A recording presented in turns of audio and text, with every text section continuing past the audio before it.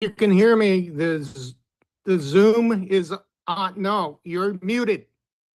You guys are muted. Yes, I know. Bill's not gonna be here.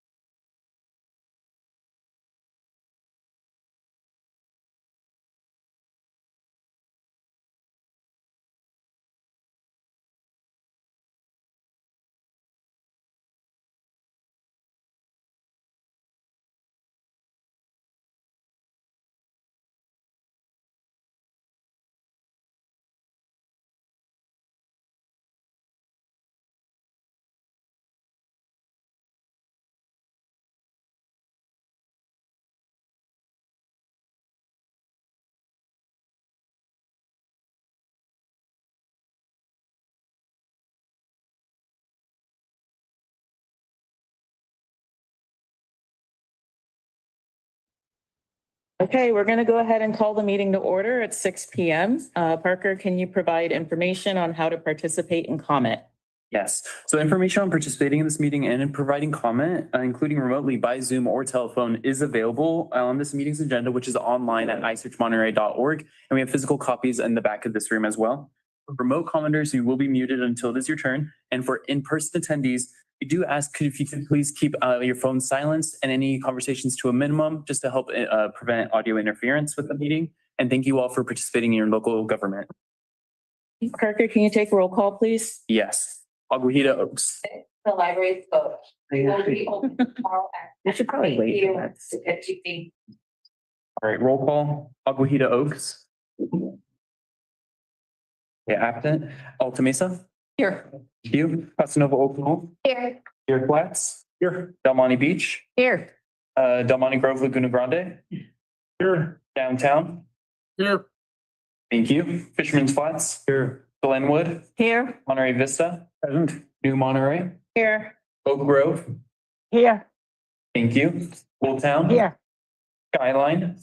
Good evening. And Villa Del Monte. Absent, but we have quorum. Okay, so we'll move on to our next item, which is general public comments. So this is a call for any public comments on matters that are not on the agenda and within the jurisdiction of the NCIP. For those present here today, are there any general comments? So things not on the agenda. I see one hand, just, okay. Anyone online? There's two online. Okay, so we'll do 3 minutes if you want to come up. And please make sure the microphone is turned on.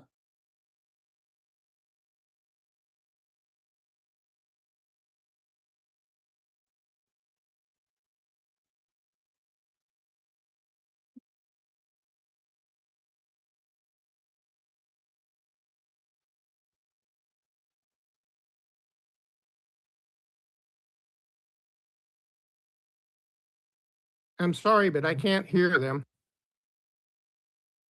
Okay, Okay, go ahead. okay, I'm proposing a slight change to the decision-making that is being offered for use at the next meeting.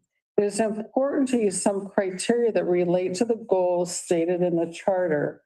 I understand the chart. The current proposal is to use votes in prior years and complexity to rank projects for Keith versus Priest. In addition, I suggest that a combination of urgency and importance based on the stated focus of capital improvements, public safety, and accessibility is a much easier discussion with neighbors to have if it's focused on those things that are clearly within the charter. Thank you. Bye-bye. Okay, so we'll move on to those online. All right, Chelsea should be able to speak. Yes, I'm here. Hi, guys. This is Chelsea Linovska. First of all, I want to just thank everybody, NCIP reps, alternates, everybody who's put in time and effort into this process. I probably should have addressed this as a public comment yesterday at City Council, so apologies for a slightly lack of proper venue, but I just want to address the fact that this process overall that we've been asked to embark on, the more we go through it, still just seems like the wrong way to be handling these issues of funds, especially considering in previous NCIP meetings, I'm thinking back to October of 2025, you know, our Vice Chair Dennis also even proposed a different approach to handling kind of these funding concerns. One of the biggest things for me that stands out with talking to neighbors is that we're going back and relitigating things that have already been, you know, decided upon, which is causing a lot of frustration and is also eroding trust in a institution such as NCIP that is literally meant to foster and encourage trust and open dialogue between the neighbors and the city and city council. Also coming from like a DC background, it feels a lot like what we call hostage budgeting, which is, hey, you guys are forced to make these decisions so that we can basically push down the role of who has to make the hard choices. But at the end of the day, if you don't rank these projects, then we're going to take your funds away anyway. So it's more of like a threat posture than an actual collaborative budgeting posture, which I just find very frustrating. It doesn't really give us much opportunity to change what's happening, right? We got to, I guess, rank these projects, but it just overall feels a little wrong. So just want to express the concerns in the process that we're being forced into today. Ideally, we'd be able to pause this voting and look at some other opportunities, but you know, we've tried that already and it feels like it's kind of been moot. So thank you guys again for the process. Thanks for the opportunity to comment, and that's it.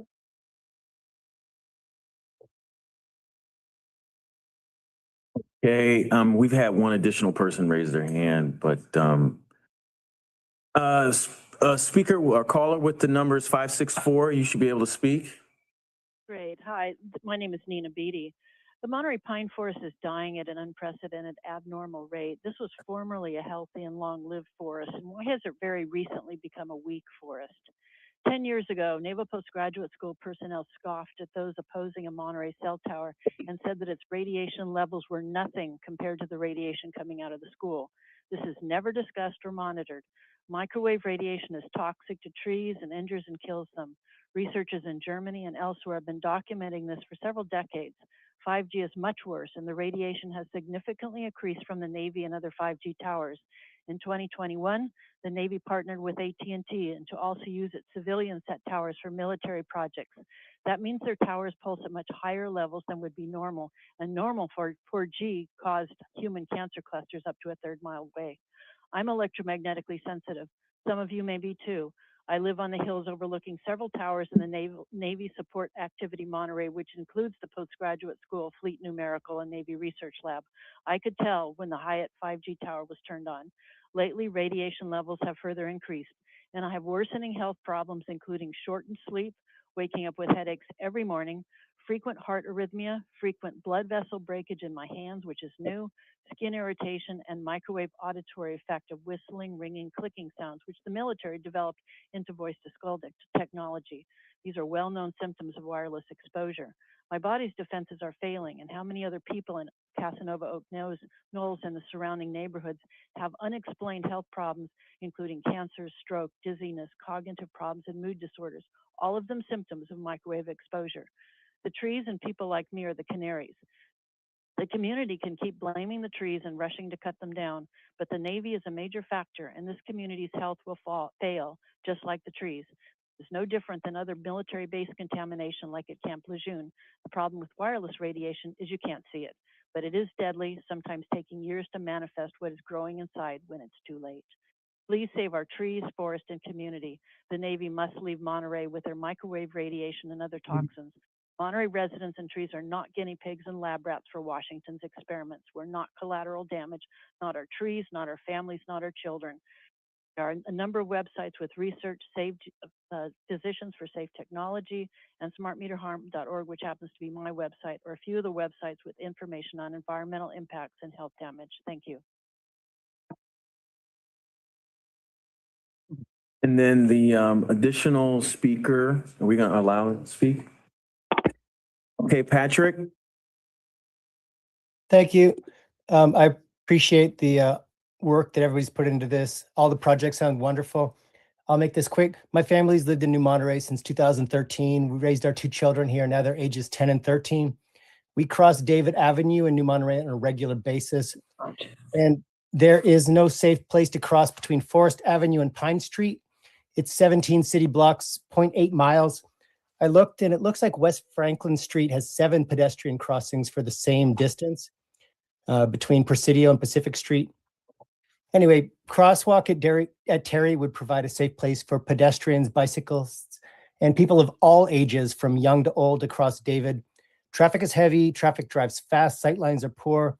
This would help people of all ages. And again, by slowing traffic, I think it would be good for safety in general. And again, thank you to you all. Appreciate what you're doing. No more raised hands. Okay, so we'll go ahead and close general public comment and move on to informational reports and staff comments. So I'll hand it off to staff. Sorry, there's no staff presentation this evening. Okay, and so we'll move on to NCIP informational reports, and I do not have any informational reports. And so that brings us to our first public appearance item, receive a presentation and review created prior year neighborhood and community improvement program projects, not yet started or inactive, and I'll hand it off to city staff. Okay, thank you, Chair. I'll get started. So this evening we'll be presenting the projects that we presented last week again. Here, just let me share my screen with those online before we get started.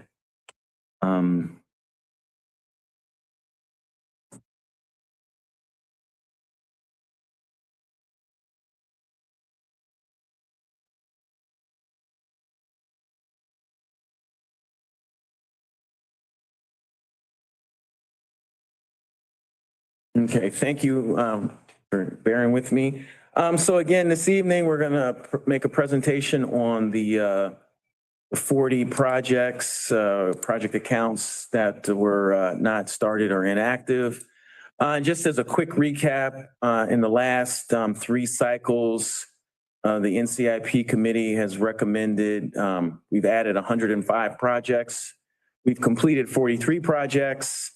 And as of later this evening, the committee will recommend 14 new projects. The purpose again for this evening is a second review of the projects, perform the task that has been given to the committee by City Council. And City Council's directive is to identify $3 to $4 million worth of projects with the lowest priority to the committee, and to use the prioritization exercise similar to the council's process that was done back on September 2nd, 2025. So I'll give a little bit more detailed presentation here this evening on the projects. Let me see, am I still, this is what I gotta switch. Not yet. Sorry, give me one more second to change the online presentation. Switch on. The goal again this evening, so here, this presentation will give just a little bit more detail than what I went over last week. Just for everybody here, so we're all on the same page.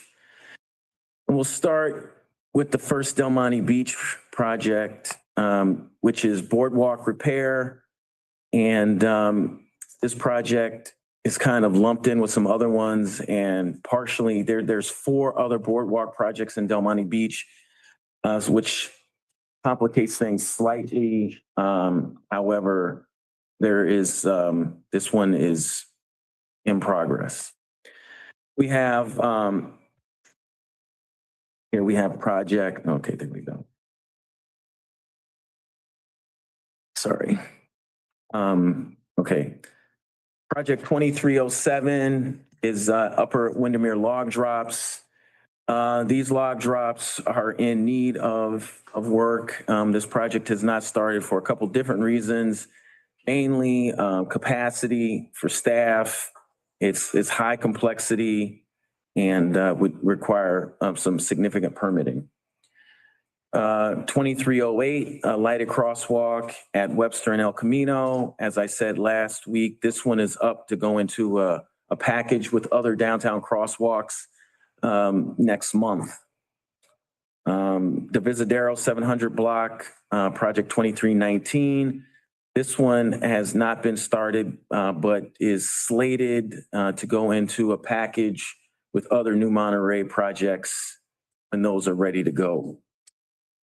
2323 Forest Drive Holman Highway, bridge restoration. We have not we have not yet identified a viable product to treat the bridge structure to prevent future graffiti other than paint at this time. And again, this is staff capacity issue, medium complexity. 2324 public restroom study. This project is, I would say, is in the inactive group and needs to be, the last direction was to rescope this project and to take it back to City Council for further discussion. 2325 Larkin Park Swings. This project has been closed. And the question, I think, last time was what was the original funding amount? And I don't have that with me right now, but if my memory is correct, it was about 40,000 or so. Project 2326 Villa Del Monte, Casa Verde Way, Highway 1 underpass, hardscape and mural. This project is inactive and needs to be taken back to City Council for further direction. Project 2403, Ryan Ranch Park 8 pickleball design. This project is inactive. Was presented to NCIP committee in 2025 with the staff recommendation to close it out and combine the funds with the Monterey Tennis Center pickleball project. And NCIP committee decided against that and with guidance to send back to City Council to move forward with the project.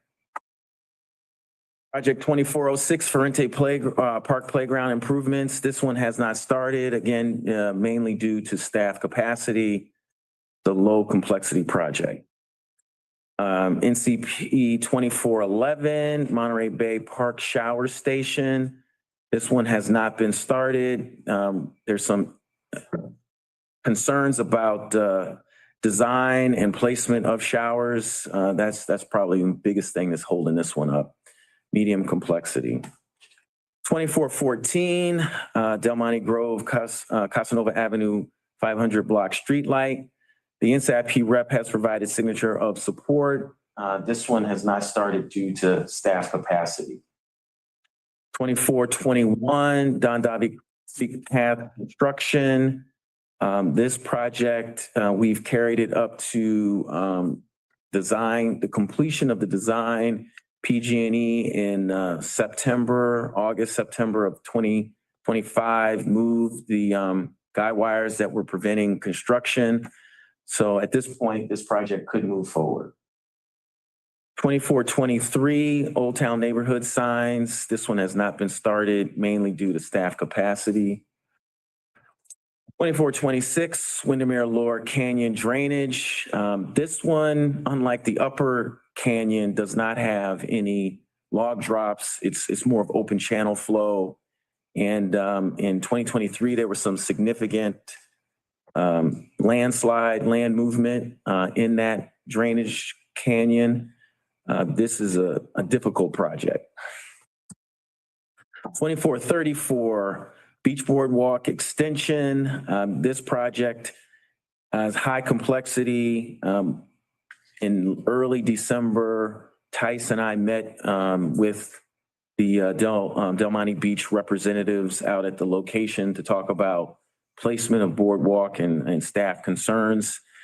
This boardwalk section was washed out in a winter storm previously, and staff is concerned that that could happen again.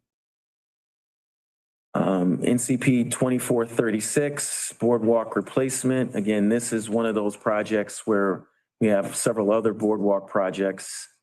This one has not started. NCP 2440 is to restore the Lower Presidio Slope Monument. This project hasn't started for a combination of events and reasons. Staff availability, just the complexity of restoring a monument, I think, is beyond some of at least my own personal knowledge base. And then there are some developments in the park at the Lower Presidio, whether it'll transfer or if the city will maintain operation of that. NCP 2444 Shoreline Park Fish Hopper Restoration. This project has not started, I'd say, because of staff capacity. The undergrounding program, 2502, we talked about this in length. The funding is set aside for PG&E Rule 20A matching funds or to get us to a whole when that project comes due. NCP 2503 Elder Focus Exercise Equipment at Del Monte Grove, Laguna Grande Park. This project has not started. We've made some initial investigations into equipment and pricing, but we haven't started it. NCP 2508 Ramona Avenue Sidewalk Infill. This one and the other Casanova Oak Knoll sidewalk infill projects haven't started mainly due to staff availability. We have made some initial looks at these sites, but we have not started design. Same with 2510, 801 Casanova Avenue. NCP 2511, this project has since started. I guess we're phasing it, as if I understand. And the Parks Department has started phase 1 of this. NCP 2513, the North Fremont Gap Bike Pedestrian Path, and we're seeking a different grant opportunity, looking to partner with Seaside later this year for a TAMSI grant. NCP 2514 is another Casanova Oak Knoll infill project. And this one I'll point out would only make sense with the other ones, right? Just one small section of sidewalk. NCP 2520, this is Cannery Row Workers Housing. And this month, I've spoken with some termite treatment companies and that sort of a thing, just to look at the condition of these buildings. So yeah, that's where we are on this one, kind of early stages. 2522, the San Burnaby Road widening and sidewalk installation, design and permitting are complete on this project. And this one is waiting for direction and guidance from, I'd say, both this committee and city council. Have purposely held off on this one due to the large monetary value, right? So if you actually look at projects, this project, if we move forward with this, I mean, we'd have to take every other project just to equal $4 million. 2524, Monterey Vista, it's David Avenue, Terry Street Crosswalk, island installation. This project is, we have again looked at it. We did some traffic counts. And it's a medium complexity. Again, there's some issues with taking parking or potentially taking parking. And then there's concerns that the actual crossings do not meet the current crosswalk policy. So this one requires more discussion. NCP 2525, there's a Villa Del Monte traffic calming phase 2. This one hasn't been started, again, mainly due to staff capacity, staff availability. 2526, bike rack in Del Monte Beach parking lot. The project proponent declined installation of a bike rack in the city staff recommended location in the parking lot. So this one is recommended for closeout. NCP 2527 is install beach boardwalk lighting. This one is a high complexity project. But you talked about the bike rack, I've got a note, those two, that was completed. So there was a small bike rack that was installed in an alternate location. The bike rack, this bike rack in the parking lot was not installed. NCP 2531, a 600 Lobo Street drain line improvements. This project has not been started. Project has not been started.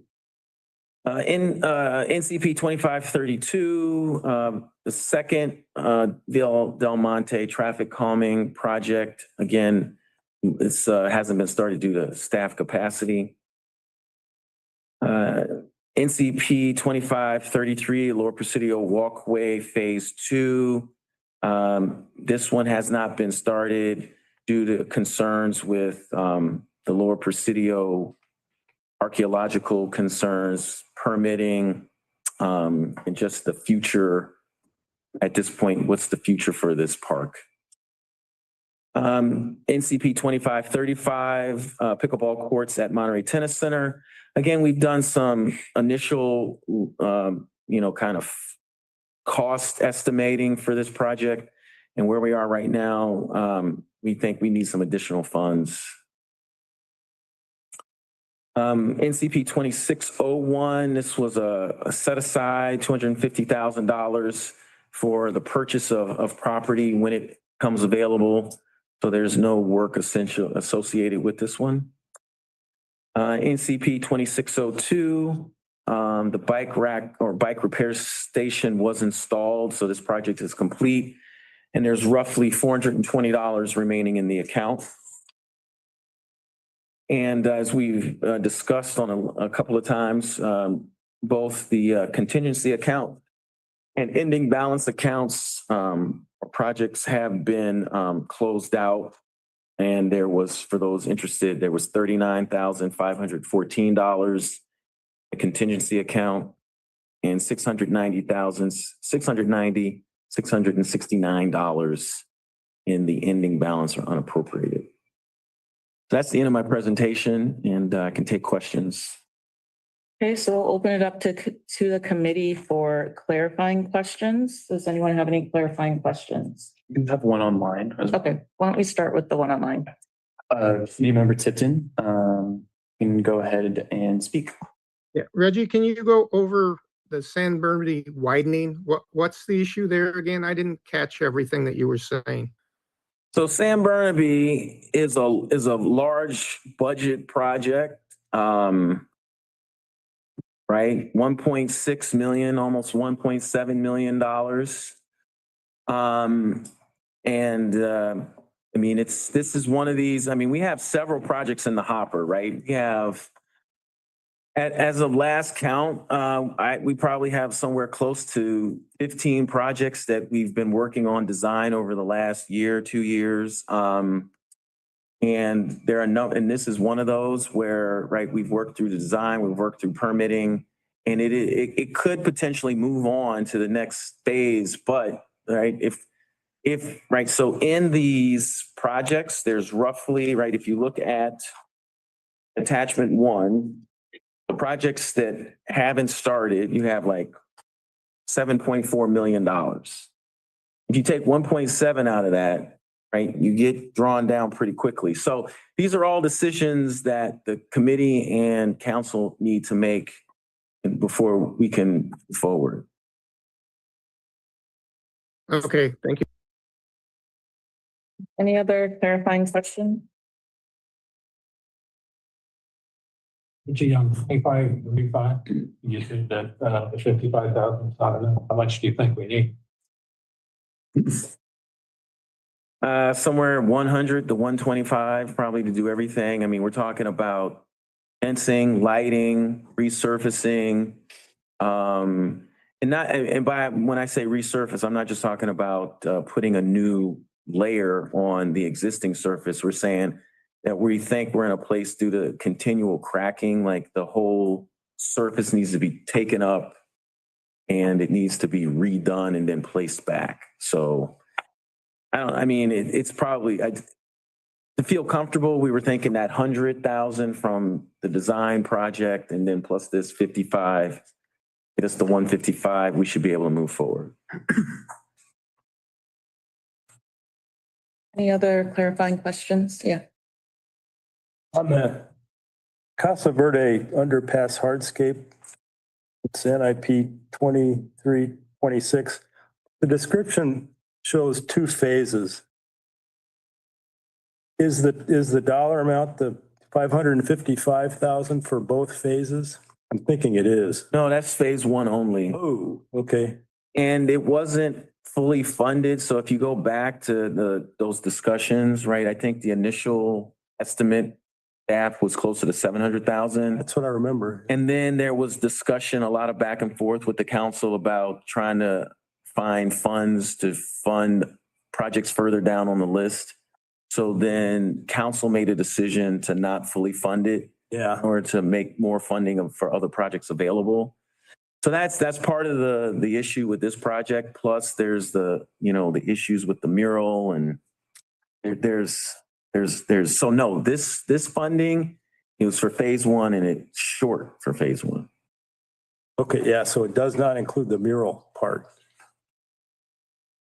Got it, thanks. Any other clarifying questions from committee? Okay, I have a few. Project 4 and Project 33, those are the 2 drainage projects for New Monterey. Are those projects thought to be bundled? Yes, so we have a relatively, if all things go according to plan, there are, can't think of the street, off of Prescott, it was the entry gate to, DLI. So, we have a project there to install a walkway, a sidewalk. We have some other CIP projects on Prescott. And then we also, so the thought was to combine this work with that since it's all like within a few handful of blocks of each other for better pricing and that sort of thing. Okay.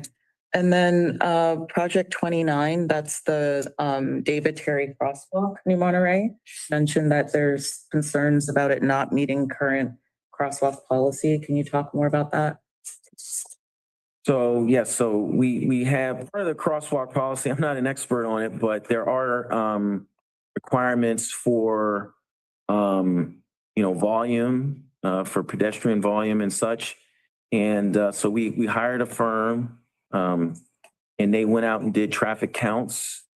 And it's my understanding that the volume, the pedestrian volume in this area does not meet that requirement. I'm happy to elaborate on that. So the city follows kind of the Uniform Vehicle Code and the Manual of Uniform Traffic Control Devices. There are certain conditions when actually marking a crosswalk is warranted and not warranted. And part of those criteria is crossing demand. So we do look at the pedestrian volumes, the geometric conditions of an intersection, traffic volumes, and determine whether or not the crosswalk markings are warranted or not. In circumstances where you don't have high crossing demand or it doesn't meet those criteria, actually laying out the traffic or the markings, the data shows us increases in rates. And so usually there's times where we actually choose not to mark a crosswalk. It's still a legal crossing for pedestrians. In the state of California, crosswalks may be marked or unmarked at every intersection. It's just once you add those markings under certain conditions, you can see collision rate increase. And so we use this data-driven process for deciding when it's appropriate to mark a crosswalk or when the crosswalk marking shouldn't be in place. And when was that study done? Because there was a study already done that identified this as being the best place to put a crosswalk. So it sounds like that contradicts the conclusion of the study that was done previously. I don't have that off the top of my head. I can follow up with you on that one, but I'm familiar with the crosswalk policy and yeah, I can look into those studies when they were done. I'd appreciate that because that sounds like something new. Like I haven't heard about that in a while. So thank you. Any other clarifying questions? Great. So we'll close committee questions and open it up for public comment. Those who are present, if you wish to make a public comment, if you could raise your hand.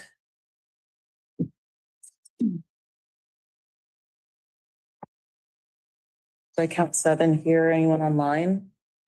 Second, I see 3 hands raised online, 4 hands raised online. Okay. 3 minutes? Okay. So we'll do 3 minutes for public comment. If you raised your hand, if you could stand up and line up on the side, and we'll start here in the chamber.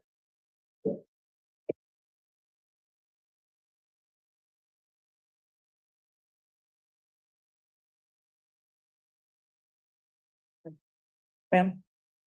Again, just make sure the microphone is turned on and try to speak directly into the microphone, please. It looks like it's turned on. I'm Susie Grimes, and I wanted to speak to the underground utilities program. It's something we've been working on for years, and we've already had 3 different NCIP amounts of money that has been donated to this program. And if we lose this money, the chances are we won't get it back. And PG&E is starting to design this program as far as I understand right now. So it really, to me, it's almost an active project. And if we lose this money, we won't have anything to back up the 4.7 million that's from the PG&E credits. And I think this is for the future of the city. It's for everybody. It's for safety, because we've been trying to get the Fremont project going for many years. And if we can't get it going now, I mean, if we lose this money, it will be really a step backward for the city, I do believe. And I hope that we can hold on to the undergrounding funding. We just had another 500 approved for last year. So it's something that people want and people are speaking for. So I really do hope you think seriously about not defunding this program. The other thing I wondered was the programs that are defunded, what happens to them? Where do they go? Are they totally gone? Are you putting them in some kind of a state of limbo, or where do they go? That's one of my questions, is where are these programs that are defunded? What happens to them? Thank you very much.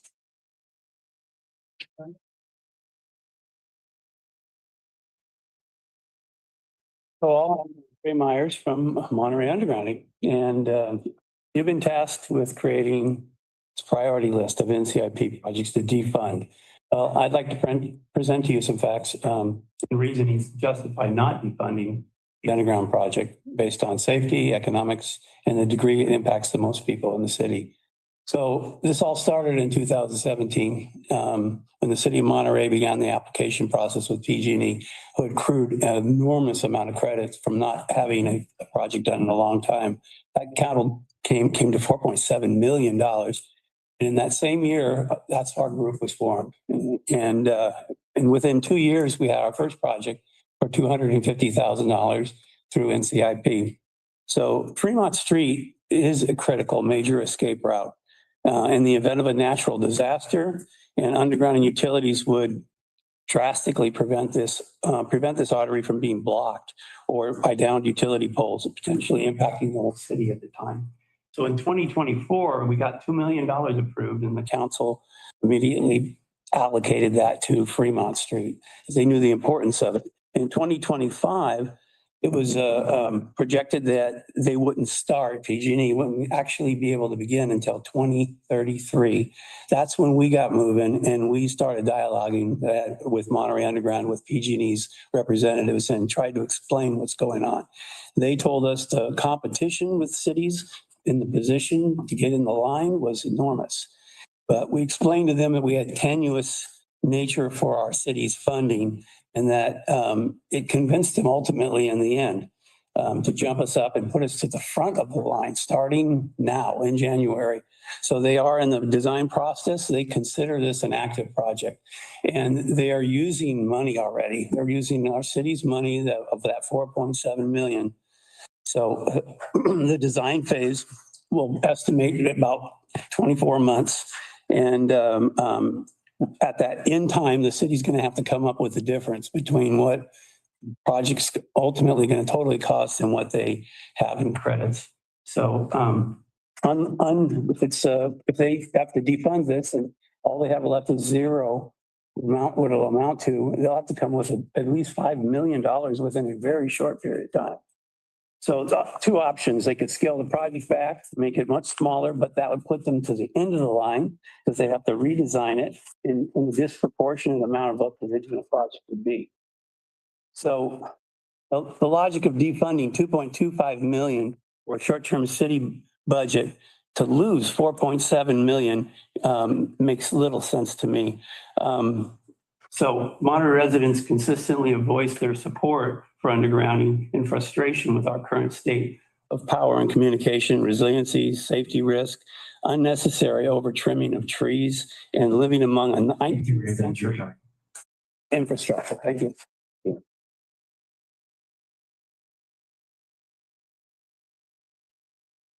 Hi, thank you for the opportunity. My name is Ginny Babbitt. I live on McClellan Avenue in New Monterey. And this is apparently a popular topic of undergrounding. I'm not part of the committee at all, although I've listened to some of the work that they've done in addition to what I'm researching in our neighborhood, but in our city. It just seems that clearly every single project on the list is very worthy, and there are things that we need to do, and a deficit is a very challenging thing to face. It's just that the undergrounding, that we have so many challenges with power and trees and traffic challenges when we get out or we can't get out. And it seems that if we have an opportunity, I'm astounded to hear that PG&E is actually willing to work with us instead of dance around us. These guys have done a lot of work to get us to this point. So given all the challenges that are going on with budget restrictions, I do think it would be very worthy to seriously consider what Ray had just suggested about taking advantage of that 4.7 as much as we can, or lose the opportunity. Thank you.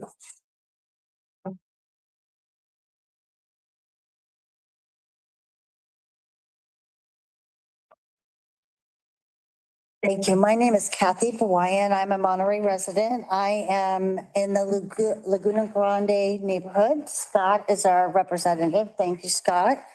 So I just wanted to talk quickly on the GAP project.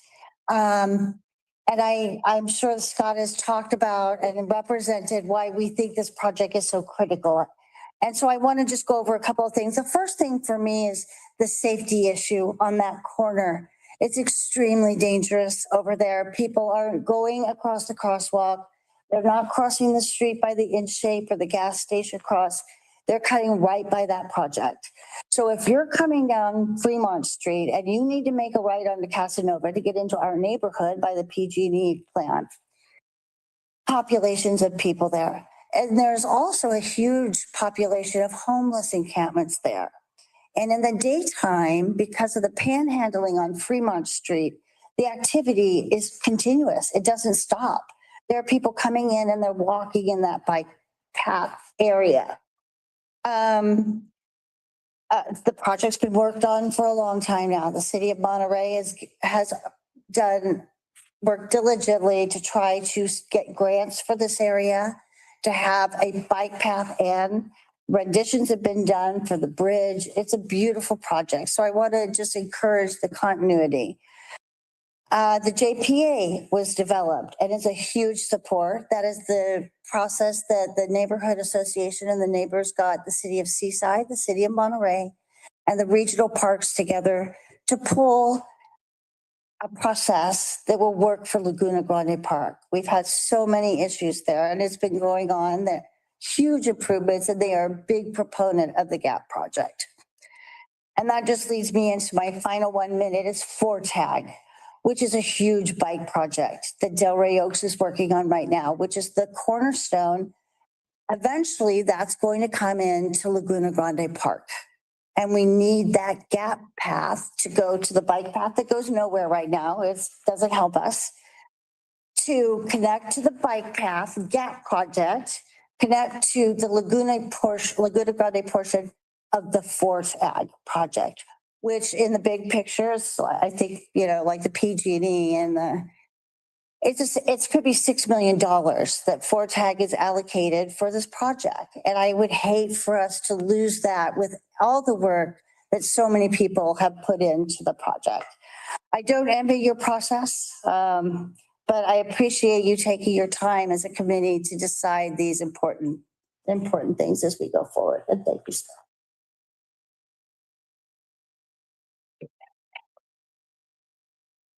Hi, my name is Tim Gaddis. My wife and I moved to Monterey in 2019. Previous to that, I lived in Palo Alto for over 50 years, and I worked at Stanford for 50 years. My relationship with undergrounding started with the underground committee here, but the places I lived and worked, they all have processes to underground utilities. Palo Alto, I understand, is a different situation. They own the utilities. They're able to tax the utilities. They take a certain percentage out of their utility income, 1% a year, to do undergrounding projects in neighborhoods that they designate as a potential project. The neighbors in the neighborhood get to vote on whether they want to do it or not. They started this in 1965. They have completed 48 neighborhood projects. They include business districts, residential areas. They have 3 different levels of project determination. Stanford is all underground. Now I realize they have 40 or 50 billion dollars in the bank and they can do whatever they want. But their undergrounding started very early on. Stanford originally had steam tunnels that delivered heat to all the buildings on campus. And that evolved into undergrounding all utilities. I don't think they produce steam now for all the buildings. There are different systems that are in use. But the fact is, there's a process that is needed. And Monterey has started a very small piece of this process for undergrounding. And it needs to continue.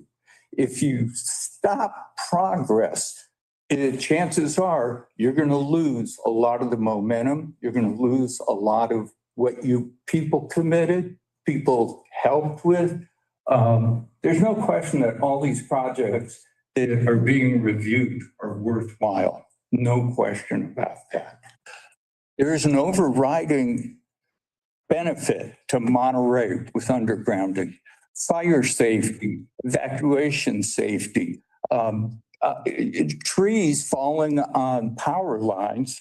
Guess what? It happened again these last storms. So it's an issue that needs to be taken seriously. I fully support the undergrounding group that I've worked with for the last few years in their proposal for this project that's currently up for consideration. So I support it. I hope the committee supports the work that we've been doing. Thank you.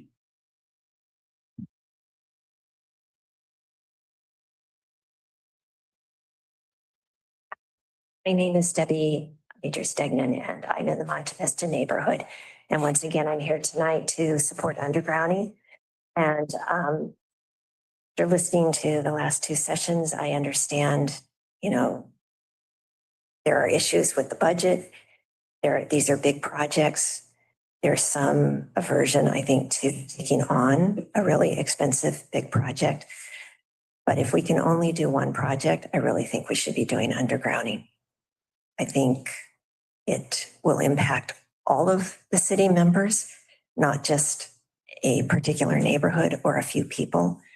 But I really think that undergrounding needs to happen. Thanks.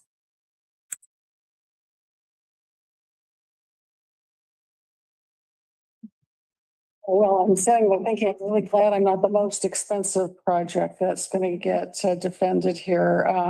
quite the contrary. I'm number two. And I was actually, honestly, a little surprised to be called out like that.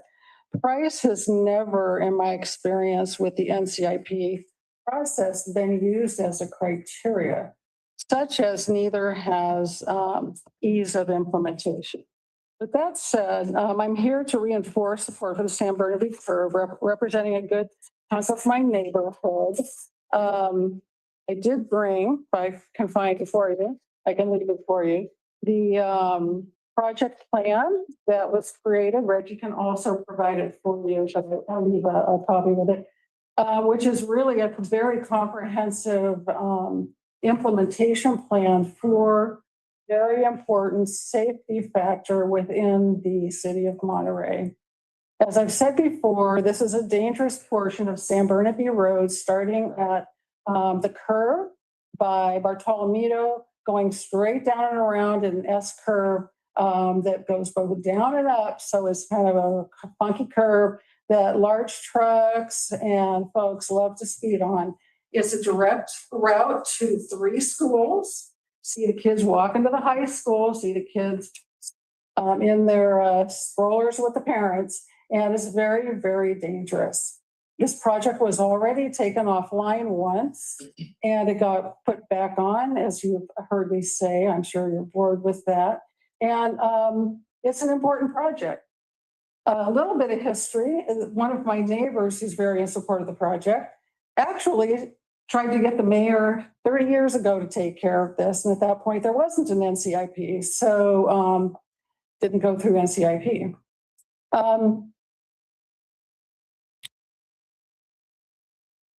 I also have 2 letters of support that were posted to this committee. I have 1 letter of support I don't feel I can give you because it's traveling around the inside of the Monterey, went to the wrong department with the wrong label, but it will get to you folks when I can get in touch with the fellow. The people who are affected by this project in their property are all in support of it. Clearly, the city has invested time and money in this project already. It has run the gauntlet twice. It needs serious consideration, not the consideration of, wouldn't it be easy just to get $100,700,000? There are many people involved, and it is the safety of children and older people. Thank you. I know I don't need to say goodbye as I have it. All right, so we'll move on to those online. Robert, you should be able to speak.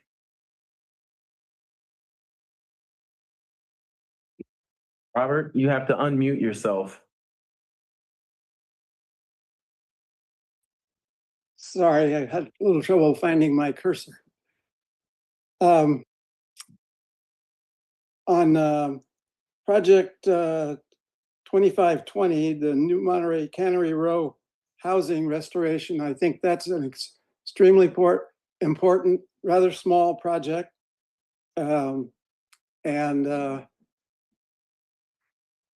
It's already been said that there's some work been started on it, and we need to get those houses restored before they melt away. And we lose that those historic structures. Number 2524, New Monterey, David Avenue, Terry Street crosswalk. By the way, on the cards with all the colors on them for voting, it's listed as Villa Del Monte and not New Monterey, which is where it is. It's not in Villa Del Monte, it's in New Monterey. And that's a very key crosswalk. We have lots of walkers all day long that cross there, and it's very dangerous. And I'd hate to see somebody injured or killed at that intersection. The fact that you have to remove some parking on the western side near Cal-Am's yard would be good, because that would improve driver visibility for those that are trying to cross. Cal-Am folks park their cars right up to the intersection and make it very difficult for anybody to see the oncoming traffic. So a lighted crosswalk there is, I think, extremely important and needs to get done before somebody's injured. I would also stick my oar in the water for the undergrounding.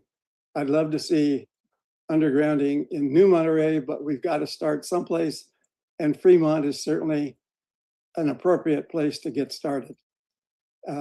Again, my name is Bob Evans, and thanks for all your work. I think this whole process is unnecessary, but it's being done, and so we'll hope for the best. And good luck next week. Thanks.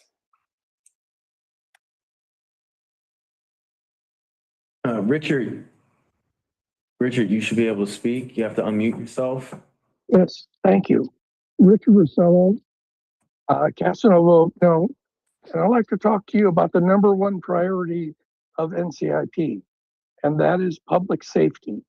Over any passion project, public safety comes first. So, are you able to hear me? Yes. What I want to discuss is sidewalk infill projects proposed by Casanova Oakno handicap person. Walking on Melway, you will reach spots on the sidewalk where you have to step down from the curb, walk around a car, walk back up, step up on the sidewalk. I'm afraid of trip hazards. You're not only forcing people into the street, you're forcing people to go on unstable ground. The problem in Casanova Oakno is we inherited sidewalks that were constructed when we were County of Monterey. We're trying to fix the problem. On Stewart, handicap wheelchairs, baby strollers must cross a collector street with high traffic or walk in the street to access the other part of the sidewalk. I do not know why public safety projects were put on the defund list.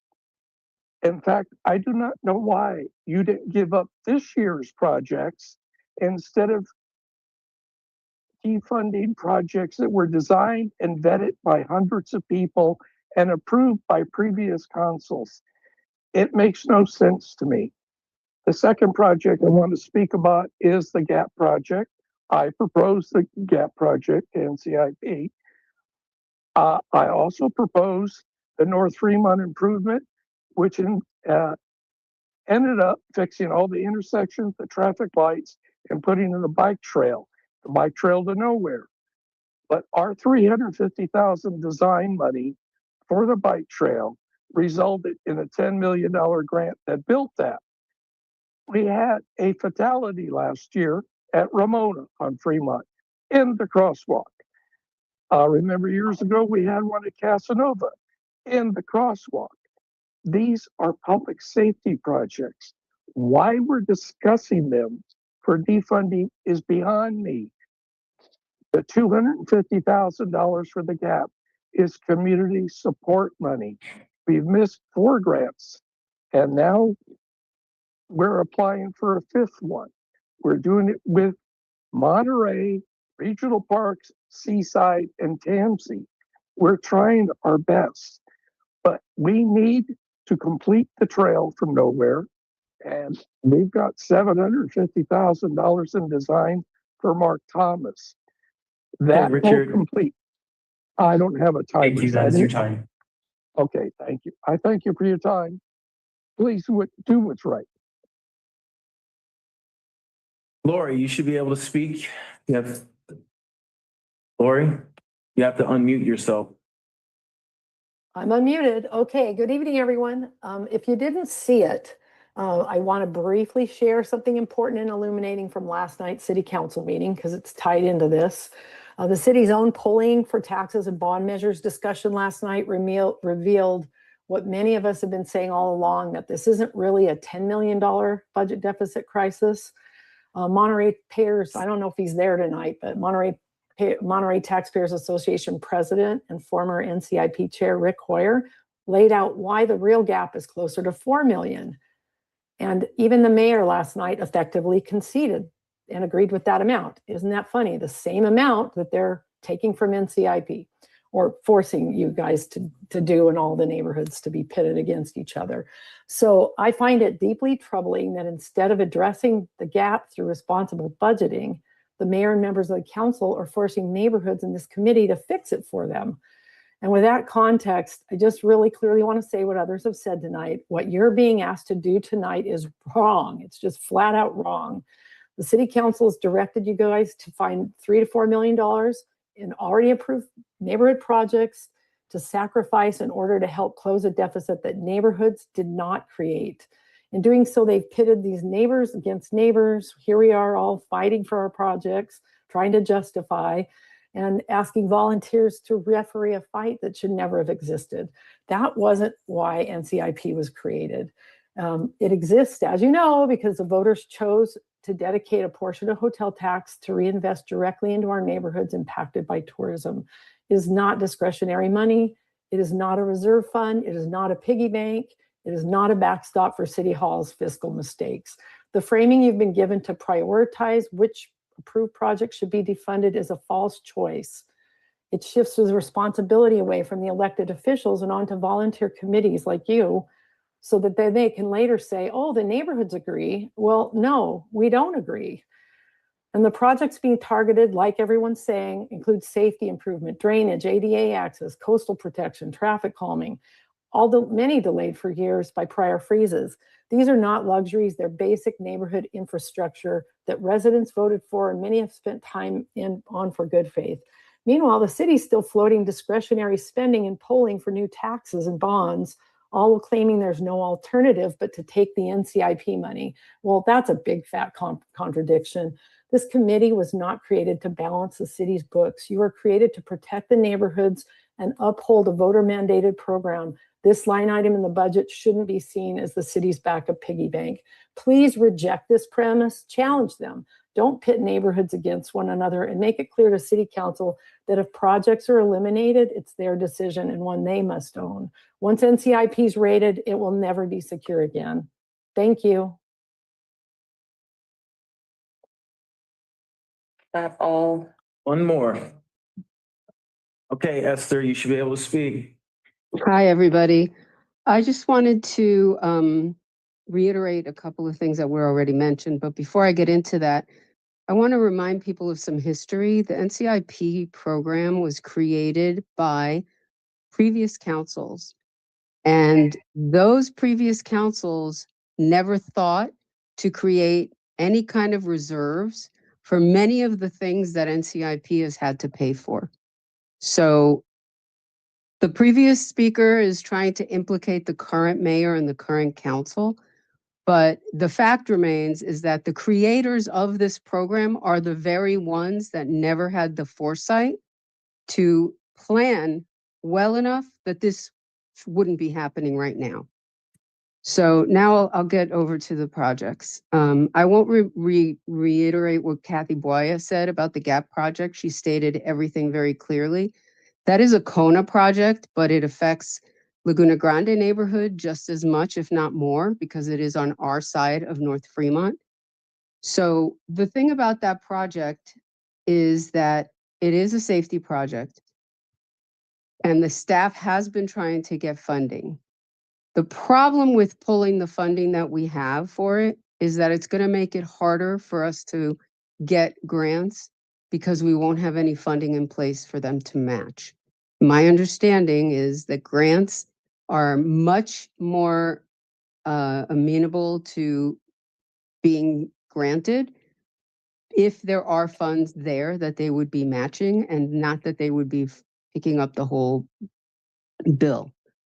So the same thing applies to the Laguna Grande workout equipment. That's a small amount that we have set aside. It's only $65,000, which was an extremely low estimate. And we have been shopping around grants, and the new grant cycle is starting now. So we do need to have that in there so that we can have these other grants for us to be able to have a baseline to present. So if possible, I would like to try and keep those two projects that are already in the process of getting additional funding through grants, because by pulling that, it's going to make it harder for us to attain the grants if and when we even qualify for them. And lastly, I'm going to join in on what a previous speaker mentioned. Can somebody make it crystal clear to us? Are we defunding? Are we delaying these projects? Are they going to have priority the next cycle over any new projects that have been submitted because these have already been vetted? And I'm not really sure that that's clear. So if someone could tell us that again and remind us, I'd appreciate it. Thank you. I think we're gonna close public comment and I can hand it over to staff to answer that last question. I'll make my best attempt. It's my memory and recollection that the idea was that the projects would not go away, but that the funding would be taken, the projects would be frozen, I think was the term that was used, and that they would be available for refunding at some future date. Now, no one has said where that funding would come from. So that's my memory. Thank you. So I'll go ahead and open it up for committee comments. Are there any comments from committee members? Yeah. So I spoke about the infill projects last week. I did not speak about the North Fremont Gap project, which is part a Kona project. I've been hearing quite a bit from our neighbors that they view the North Fremont Gap project, I'm just going to call it the Gap project, as a public safety project. There is some concern. I asked a question last week about the grants and the matching funds. And if we take away the matching funds, if the city would be able to fulfill the obligation left over from what could be obtained with a grant. My concern is that grants also expire. There are grants that expire.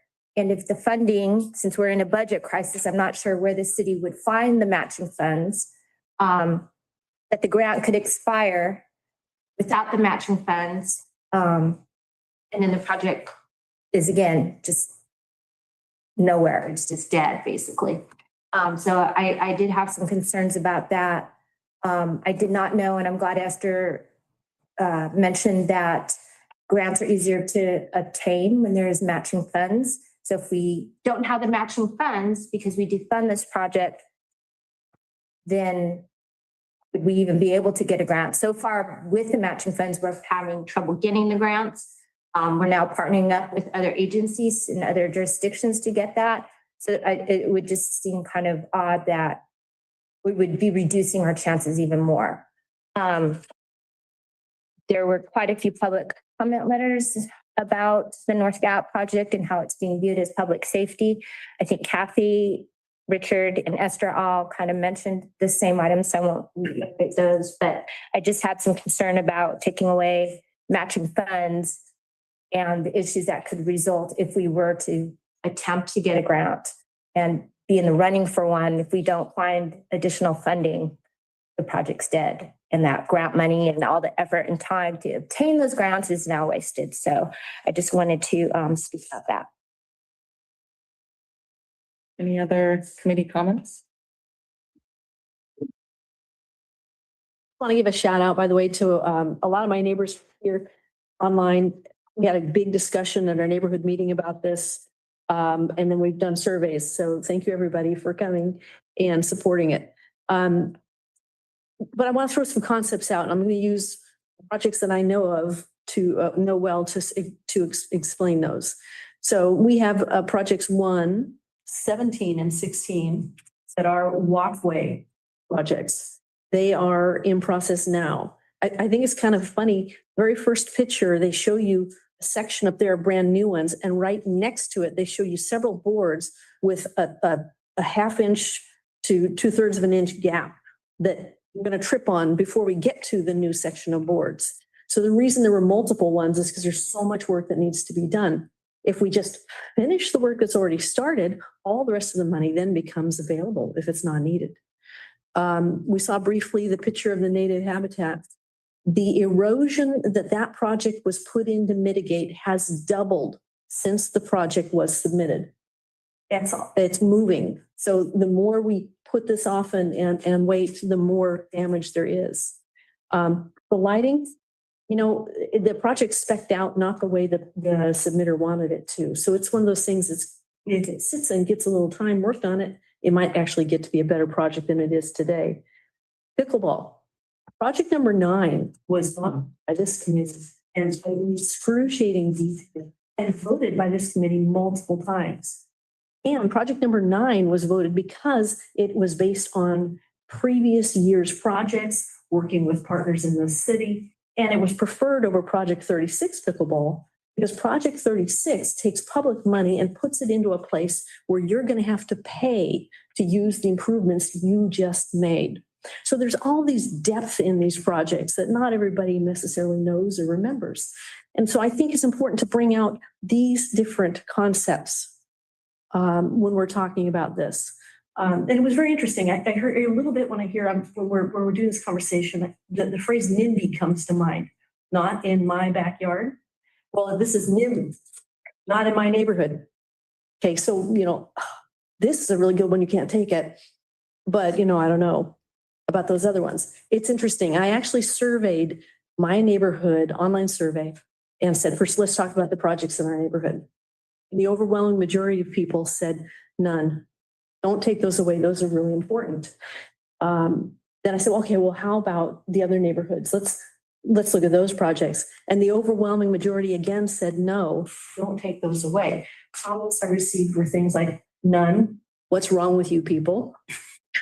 No. Why is this even an issue? I did have one neighbor say, the mayor's my friend, and he wouldn't ask you to do that. You must be wrong. And so it just kind of goes to show you. I think you've probably seen that our neighborhood president wrote some notes from our neighborhood meeting, and that emails from the staff. And one of the things I thought that really came out that was great, and this vote that we're asking to be taken right here almost feels more political than fiduciary. It puts NCIP in a false position.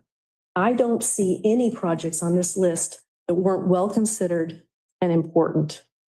And to have us come back and say, well, I've revalued this, trust me, rely on me, go take this money away, it is false to all the work that we've done. So I support all the projects that all these neighborhoods have worked hard to do that are on this list.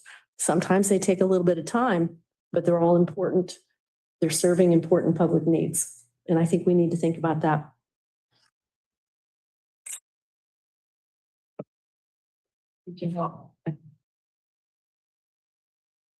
Yeah, first of all, I agree with Jamie that I think most of these projects have been vetted and are really good, but we have been asked to prioritize them. And I think I look at it too, is that we're not defunding the projects. The council, the council has to do that.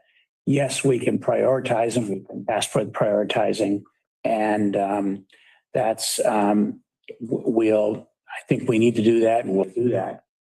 In doing so, one of the things that strikes me though is trying to use NCIP money efficiently. And I think that's one of our main tasks, is to be as efficient as possible. And one of the things that I think is our projects like that have matching funds, like the undergrounding program or the GAP program. I think those are important to keep, but also projects that we've invested a lot of time into. And I guess I would like to point out, like the San Bernabé project, has been a lot of effort has gone into that. The design is now complete. It's a very thorough and great design. All the neighbors that are being affected have signed on, have signed agreements, have put in an effort. And if that project gets frozen, and yes, it is 1.6 million, but if that project gets frozen, it's worth just goes out the window, gets wasted, and I think needs to get redone. Houses get bought and sold, new owners come in, and it's really frustrating. This project started a long time ago, was funded before the pandemic, was taken away, was refunded and worked on, and is really, it's because it's been now designed and everything, it is kind of really an in process project. It's been, because it's a phase two hasn't started yet, the construction, so that's why it's on this list. But I think these projects that are, there's one, which one was the other one that was the Don Davie Creek, where that was also a lot of planning had gone into it. Those kind of projects, if we put those on hold, it's really going to waste a lot of NCIP money, which I think we really got to be careful with. So the other thing with the larger projects is if we cancel some of the larger projects like undergrounding and San Burnaby, those are really hard to get to refund later. The smaller projects, which are the ones that are causing the big backlog in projects being done, are the ones that they're good to do, but if we look at those closely, we can, those can much more easily be refunded later on. And some of them are very important and it definitely should get funded. But I think I would like to see some of the ones funded that are not be frozen that will end up wasting NCIP money or matching PG&E grants or whatever. So I think that's important. Thanks. Are there any other committee comments? Yeah, go ahead. Oh. Yeah, I just wanted to follow up and I wanted to make some comments on the Don Davie project that Hans brought up, and a good point that's been designed. We did have a neighborhood meeting about this earlier. Reggie was there. Shannon was there. Someone from the police was there. So the neighborhood is very interested in this project. The general feeling was that the original design was probably more extensive than the neighborhood really wants. It include lighting and some other things that the neighborhood would prefer at this point, to have something more natural without the lighting and something simpler. So the cost to actually adjust that project may bring it down. So I think if we go forward with it, it probably it might be a less expensive project. And you know, it's there are some safety elements to that as well. So the person who originally submitted the project has moved away, but Michael Dawson sort of assumed the project and are very interested in pushing the project forward, and as well as many other people in the neighborhood. So I just wanted to express that there was great support for that project in the neighborhood as well. We do have one committee member Tipton. You would be able to speak now. Okay, thank you. First, you heard from the submitter of the crosswalk at Elistero and Webster. That is a safety hazard, so I would hate to see us defund that. And as Reggie pointed out, it's going out to for a quote next month. The other thing the public needs to understand, and I think all of us need to understand, is that the city council has declared a financial emergency, and there was a 4-to-1 vote to defund the projects. And so that is what is going to happen. Hopefully we can convince the council to take money from next year, but irregardless, the between $3 and $4 million has already been voted on by the council. And they're calling it a freeze. I'm sorry, what? Sorry, committee members, if you can please hold off on your conversations. It seems to be interfering with the call. Okay, committee member Tipton, you may continue. Okay, sorry. So it is what I recollect, it is a freeze I also remember the city attorney telling us that we have an obligation to do this. And we have to come up with this between $3 and $4 million. I hope the public and all of us reach out to our council members and tell them that this is not the right thing to be doing and that they should be taking the money from next year. I know we'll be meeting with my council member and expressing that. And the public needs to be doing that too. Talk to the council because it's a done deal. They've already voted and we need to change that. Thank you. Any other comments? Big surprise, I have a couple. The last page of the item 3 staff notes, it has 610,000 recommended for contingency of the project. Is that considering what's in the ending balance or in the previous contingency? It's 190. You're talking about the next public appearance item. In brief, the answer is that is a reset. So the monies that are there and available are as if those accounts do not exist because they do not at this time, right? So the ending balance does not exist. Contingency does not exist. So that table, yeah, it just does, those accounts don't exist. So this is a fresh new recommendation. So help me with my confusion.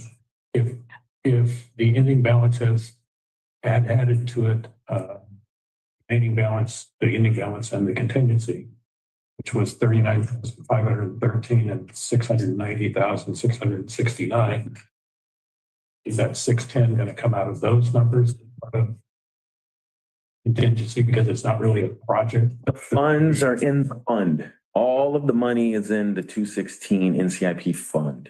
So it's all of these numbers are in, they're all in the fund. The beginning balance line number 119, that's in the fund. It's in the fund. No, I do need to say that their conversation is not at the agenda item that we're speaking on. So we do need to keep to the agenda item. I understand that the concerns might influence your discussion later on, but we need to keep to the agenda item that's up for right now. Come back. The other thing that Kurt said was that there's been a 4/5 vote on that this is a financial emergency. There was a 4/5 vote to ask NCIP to go back and look at the projects that weren't started to see if there was money there. There has not been a 4/5 vote saying that we have an emergency. And Ed has said that he could not see us at that point in that council meeting. So there would only be 3 votes that might go that way. As a clarification. I had another thought, but I forgot what it was. Any other committee comments? Okay, so I'll make a few comments. So I did want to again just highlight that project number 29. So that's the New Monterey David Ave Terry Crosswalk project. That was a project that had been submitted a number of times to NCIP. And not this cycle, but the cycle prior, it was the first time that it was above the cutoff. So this is something that residents have been asking for a very long time. It is based off of a traffic study that was done that identified this intersection as being safe to put a crosswalk. I get emails from a number of residents every few months or so, specifically asking when this project would start because it was approved the prior cycle, not this cycle that we just voted. And it's not a safe crosswalk. So hearing that there are concerns about the current crosswalk policy, I would say that's news to me in the past few years that this has come up over and over again. And if the conclusion of that study mentioned is that there's not a lot of volume at that intersection, then it kind of makes sense because it's not a safe intersection. So it really shouldn't have high volume. But I would certainly love to see more information about that. And hopefully we can get that before our next meeting. So it is a project that is very important to the neighborhood. Many residents message me about it. I don't have a great answer for why it's not started. And it definitely is a public safety concern. So I did want to just make sure that that was clarified. So if there are no other comments, we can move on to the next agenda item. So that would be review ranked neighborhood and community improvement program project list for fiscal year 2025 to 2026 and make a recommendation to city council. And I'll hand it off to Reggie. All right, thank you, Chair. Give me one moment here to pull it up.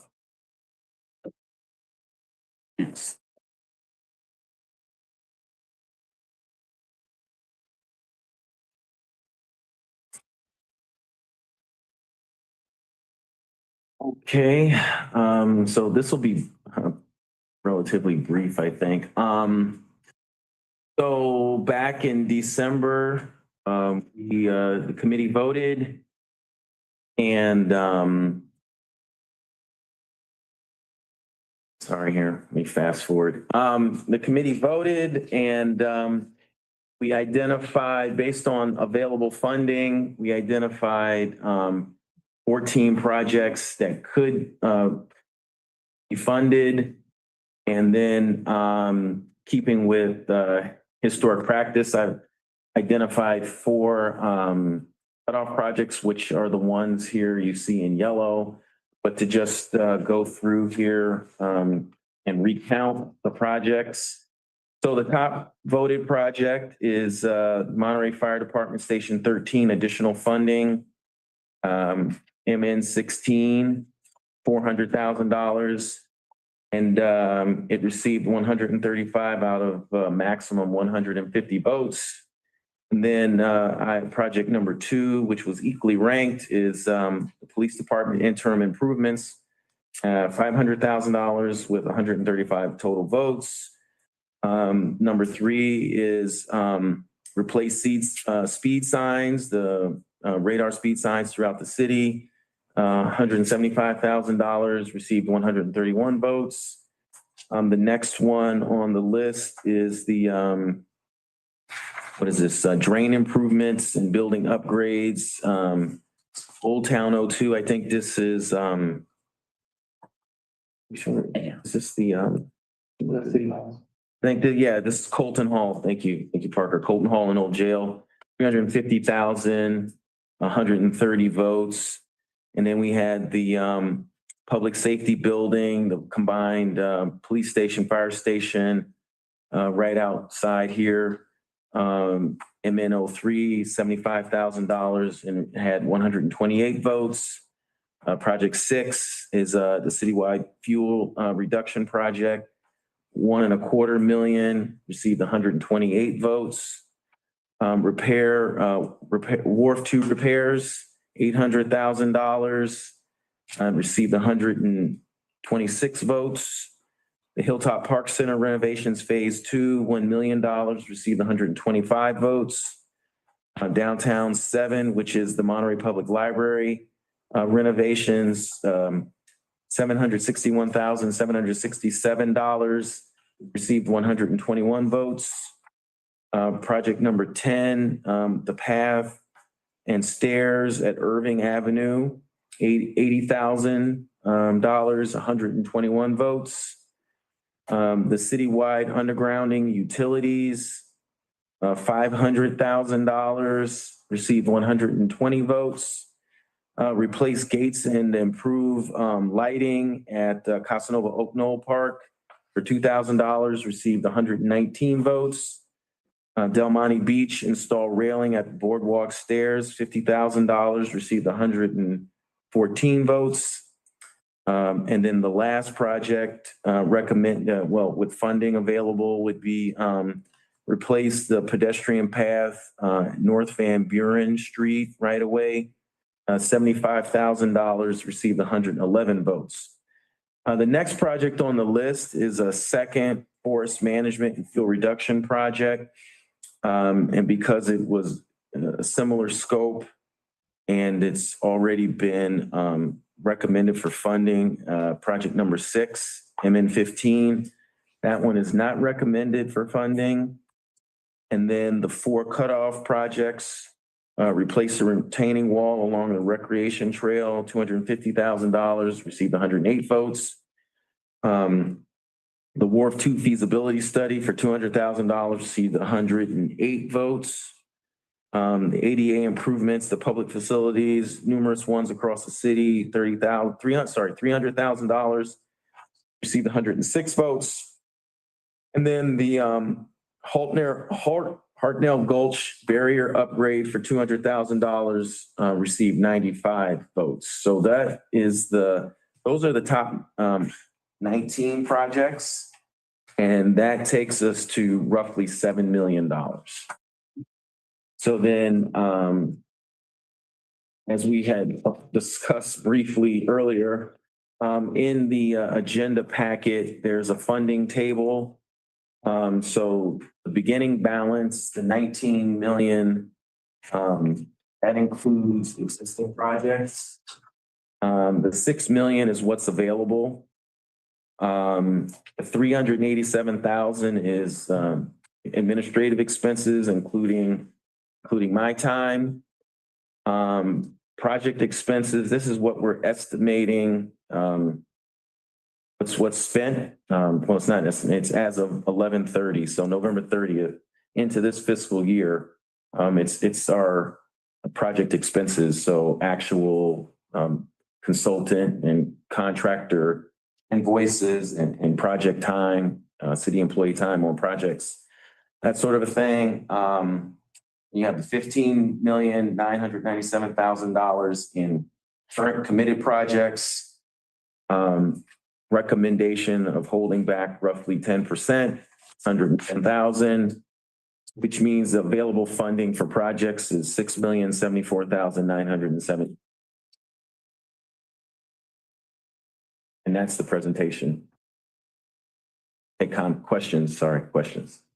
Any committee questions, clarifying questions? Oh, you ask your question, right? You have a question on this table?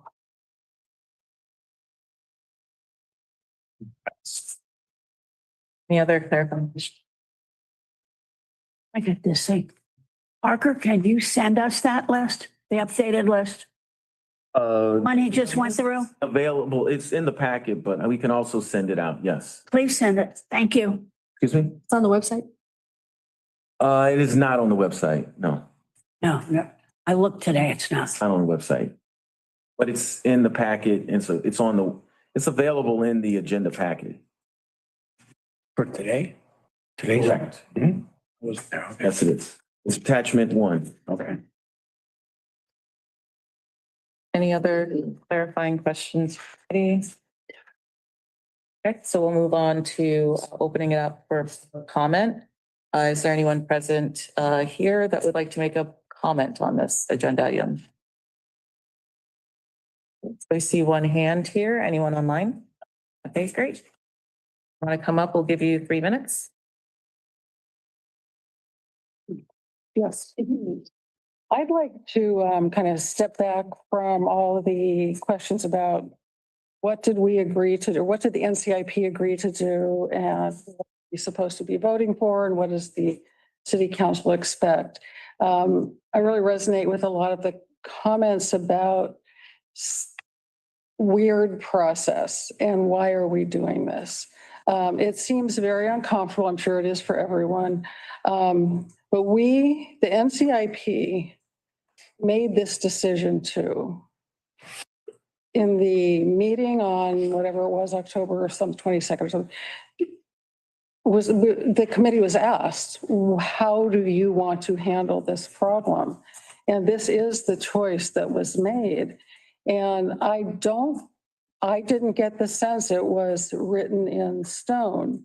So I would suggest that the committee consider addressing the real kind of hard to explain process of deleting some and consider putting a limit to the projects that the committee decides to take forward for the 25-26 project year. Maybe it should be responsible for putting forward a third, a quarter, whatever, of the funding that's needed to offer to the city council. I also am still wondering why some of the money seems to not show up in reports again. And I don't understand it. I could be really dumb. I've looked at budgets a lot in my life. I may be really dumb. One of the budgets in this meeting's agenda had contingency and unappropriated funds at $700,000 that has a zero balance. So what happened to the $700,000? It seems that was liquid cash. Liquid cash is a good thing when we're looking at trying to give back funding. Then I heard the conversation about this agenda item, which I didn't print out because I'm not going to stay for it. But it sounds like there's another bit of money like that that's being questioned. And I think we have a fiduciary responsibility before cuts go forward as some kind of recommendation to really understand that much more fully than I do, at least. Perhaps you all do. So if I'm the kind of slow one, then I'm sorry. I'm going to give these documents to you from the last. This is the two public postings and thank you. Okay, so we'll close public comment and open it up. Oh, I didn't see her. I'm sorry, I got here late. I was at a cell tower meeting, city council in Carmel. I just wanted to say that my name is Jeannie Ferrara. I'm a board member of Monterey Vista Neighborhood Association. I'm also a realtor, and I live in a very high fire hazard area, and undergrounding is really important. And so I would like to see the $2,250,000 that was directed to the North Fremont project and approved by the council. I would like to see that money stay there and not get misappropriated. And PG&E has, what I understand, PG&E has contributed 4.7 million, and that it's supposed to go in 2032 and 33. And it seems like we would be able to come up with the rest of that money by that time and begin work on undergrounding. So please keep that money in directed to undergrounding, that NCIP money. Please don't take it away. Thank you. And we'll note that comment for the previous item, but thank you. Okay, so we'll close public comment and open it up to committee comments. Just clarifying comment. So this Dennis will correct me because I said this wrong. First, I want to point out that this looks very much like a capital improvements program list, kind of thing that a city does on its own. The list that we were asked to talk about in the previous agenda item, that looks like an NCIP list, neighborhood priorities, for things that neighborhoods have been asking for a long time. Really striking contrast between these two. So, if anybody says NIP isn't listening, this list is exactly what, and more, I think, than what the city council could have asked for. But the thing I wanted to bring out, there's 3 pots of money being discussed. There's the pot of money in the previous agenda item. It's all the things that were approved before. There's the pot of money on the list we just looked at, which is money that was collected, and now that it's collected, we're talking about where to allocate it to. And there's another pot of money that's being collected right now the NIP voted to have that money go right to the city. Don't pass go, no voting, 3.5 million, please take it. So 3 pots of money. Leave these two alone, take the money that we haven't worked with. And by the way, by following that, you do get the funding that you need for your major capital improvement projects. So just to clarify, that was the vision that this committee had. Any other committee comments?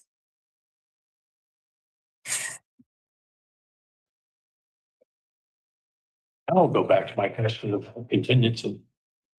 So in the ending balance, we want to leave in the ending balance 610,000 as noted in the close to the bottom of page 3 of the item 3 attachment. It's a recommendation. And the committee can take it or not, can recommend it further on to the council. So this table was provided by the finance department. I interacted with the finance department to get these numbers. So, I mean, just again, I'll say one more time. The $19,349,175 is the entirety of what is in the NCIP fund. That's everything. Okay. And then these numbers sum up to that. So the contingency account, the ending balance account that existed up until December 31st, 2025, those funds were moved into the fund, the larger fund, which includes everything, the $19,349,175. That's the entirety of the NCIP fund. Everything. Okay. The $15,977,676, all of the appropriated projects up in including what was appropriated last year. The difference between those, including the 6 million, right, is that's what's available. So when we add up everything, and we know what we have 6 million, right? I mean, we could massage these numbers any way we want, but that's what the numbers are. 19,349,000. So the committee can say we want a zero holdback, what we call contingency. We want 2 million, we want 3 million. I mean, that's the way, right? I mean, this is not different than it's different in form, but not practice, I would say, than what we've done before. So it's available for discussion. Help me if my recommendation or my thought here is correct. If I take what used to be ending balance and contingency, that's an aggregate of $730,182.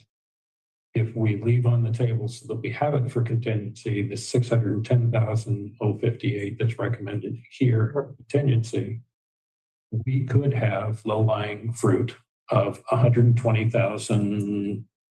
I can't go to sleep. 120,124 that we could say, hey, City Council, we don't see a need for this. You can have. Sure. As part of the voting that we do for the projects. Right. So if you look at the attachment one, this table, right, the larger one, and the green column, right, it's a rolling sum of the project estimates, right? So when you get to line 14, right, it's $6,018,767, which is, somewhat less than this 6,074,000. So, I mean, The same thing. so there is some money left in that regard. The committee could recommend 13 projects go forward. It could recommend 10 projects go forward. I mean, City Council has the option to, right? They could pick and choose. I mean, there's a lot of different ways to do this. What we've presented here is the table the votes, and the recommended budget. So it's, I mean, these are all interlocked, right? I think that's what people are, right? That's part of this conversation. It's interlocked and there's different ways to do it. Since the city council's asked us to get them funding from basically what's left of ending balance and projects not started. My take was that was very hard. That's why I pushed for taking the $3.5 million a year in which the budget problem exists. Request was 3.5 or 3 to 4, and we said 3.5 out of that. I personally think that there's been a fair amount of testimony that says you don't want these projects to go away, other than a few of them that make sense to go away, which there are a few that in that situation. The other place that we could go is what of the ending balance do we not have to have? And that's why I'm saying the 120 to me is ending balance that we don't see as part of the contingency. So to add to that, and I guess to add some clarification, there is no ending balance because we voted to have it all go into the NCIP fund. So I feel like we're just kind of like splitting hairs at this point. It's not really new money. It's money that's already. It's the non-disappeared money that Gina said, where did the 700,000 go? It's actually there. It's there. Yes, it's there. And it's there. It's all there. I mean, and I mean, to clarify too, I mean, I think, right, there's during the course of the year, we had a couple different allotments of funds, right, that have affected the available funds, right? There was a $800,000 that went to forest management, right? So that type of thing, right, subtracts from the available funds. So every project that's funded subtracts from available funding. And then I just want to add that we did talk about putting on the agenda for the next meeting a position statement so that what you're saying can be included, that's the motion as part of that position statement. So we are going through this exercise if we have to, but we still have a voice in saying what we would prefer to be the recommendation, and we can present that to city council and they can do with what they want with that. Hopefully that helps a little bit. Go ahead. Yeah.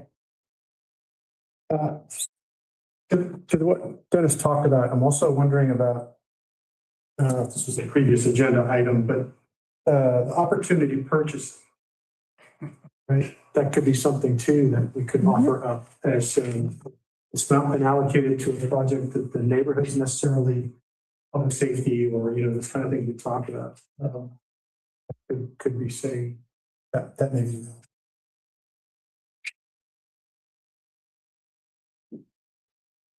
Okay, any other comments for discussion? I believe we do have to have a motion, correct? Yeah, this one is a voting item, yes. Are there any motions regarding the recommendation?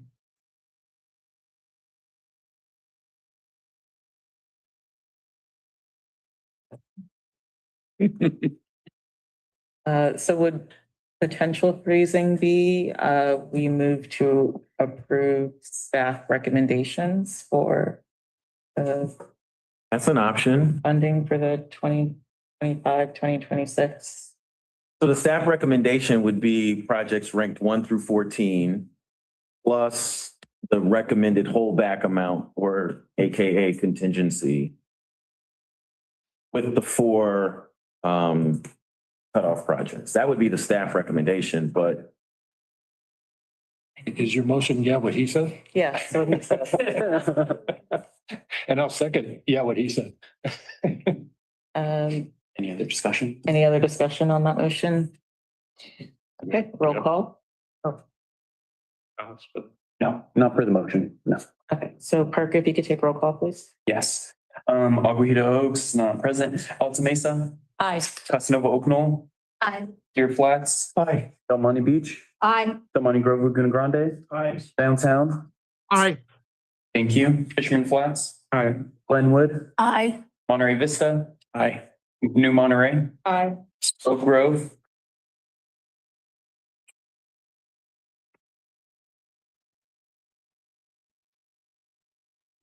Committee member Adam, Aye. thank you. Old Town, Aye. Skyline. Aye, aye, aye. All right, and motion passes. Okay, great. All right, so that takes us to our last item. Any final committee member comments? Anyone online? Okay. Oh, wait, we do have one. All right, committee member Tipton, you can go ahead and speak. I was mouse dyslexic again, sorry. Just want to say, everybody should be talking to the city council members, sending input to the city council members, all of us. We need to talk to them.